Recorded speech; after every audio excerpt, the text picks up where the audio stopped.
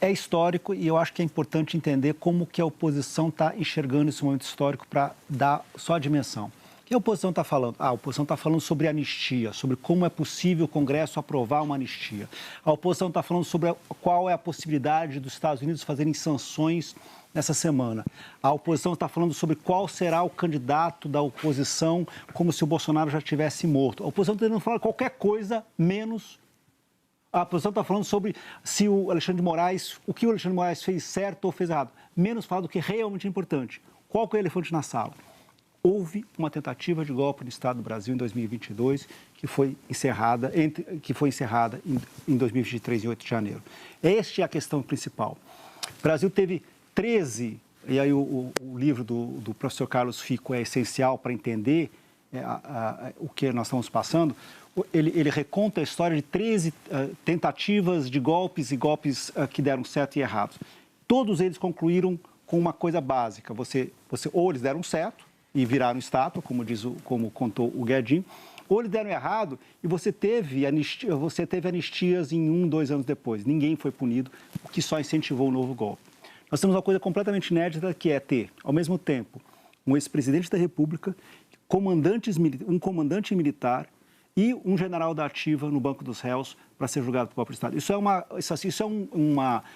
mostra uma vitalidade da democracia brasileira importantíssima, que não pode ser perdida nesse momento. Eu acho que é olhar o que a gente vai passar nas próximas semanas, André, com essa perspectiva histórica, do que vai ser, como a gente vai assistir isso dentro de 5, 10 anos, quer dizer, vai ser algo que logo depois, como outros julgamentos históricos que você já acompanhou, que depois vão ser anulados e os condenados vão ser anistiados ou vão ter suas penas reduzidas, ou sim a gente vai ter uma situação, um momento de bifurcação na história brasileira e falar, olha, a política se resolve dentro da política, não se resolve nem por ameaça de uma potência estrangeira, nem por uma decisão de generais e como as tropas se comportam. E é importante sempre destacar, quando a gente compara, inclusive, com os nossos vizinhos, que estão vivendo o mesmo contexto histórico, a Argentina, o Uruguai e o Chile, não existe nenhuma perspectiva de golpe ou de ruptura democrática nesses 3 países. Perfeito. Porque esses 3 países colocaram os seus golpistas na cadeia. Não existe pacificação com anistia. Isso é mentira. Isso não é verdade. A história brasileira mostra que a anistia não gera pacificação. A anistia gera novas tentativas de golpe de Estado, muitas vezes realizadas pelas mesmas pessoas. A consolidação democrática, e aí a gente pode olhar inclusive para os nossos vizinhos, ela passa necessariamente pela punição dentro da lei, dentro da Constituição, com direito à defesa, daqueles que tentaram um golpe de Estado.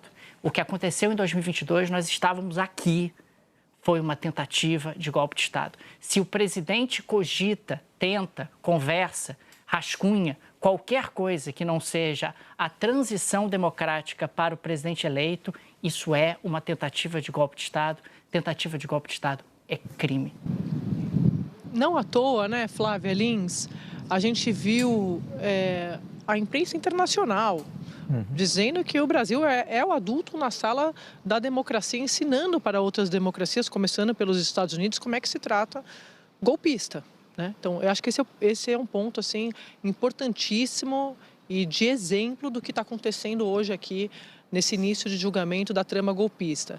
E aí, enquanto o Daniel falava e o Thomas, eu lembrava de uma apuração do governo Bolsonaro ali do finzinho, de como eles estavam, eu disse isso aqui, as pessoas achavam que eles estavam no Palácio da Alvorada, depois da derrota, né, da derrota para o presidente Lula, em silêncio, porque alguns assessores diziam, Valdo vai se lembrar, eles estão, o presidente Bolsonaro está muito triste, claro, obviamente, é uma derrota. Mas, como disse o Otávio, você fica triste e no dia seguinte você resolve, ou dali a um mês, você anuncia o que você vai fazer, como o Haddad em 2018. Eu me lembro muito dessa fala do Haddad. Acabou a eleição, ele perdeu para o Bolsonaro, aí os repórteres pegam o Haddad assim, o que o senhor vai fazer? Vou voltar da aula. Vida que segue, trabalhar para a próxima eleição. Não foi isso que a gente viu, muito pelo contrário, como sabemos hoje, e por isso estamos aqui nesse julgamento do golpe. Mas meu ponto é, eles estavam tramando o tempo todo, eles não estavam em silêncio. O golpe era muito barulhento. Hoje, conversando com ex-ministros, militares que trabalharam no governo Bolsonaro, hoje tudo que eu apurei naquele fim de 22... Isso aqui era estranho, entrava um, entrava outro. Alguns iam lá, diziam para ele: o senhor tem que reconhecer a eleição do Lula. E nem passava pela cabeça dele, porque ele não ia passar faixa, não ia reconhecer, porque eles estavam, de fato, preocupados e empenhados em outra coisa, que a gente só descobriu agora que se tratava de um golpe de Estado. Flávia, boa tarde.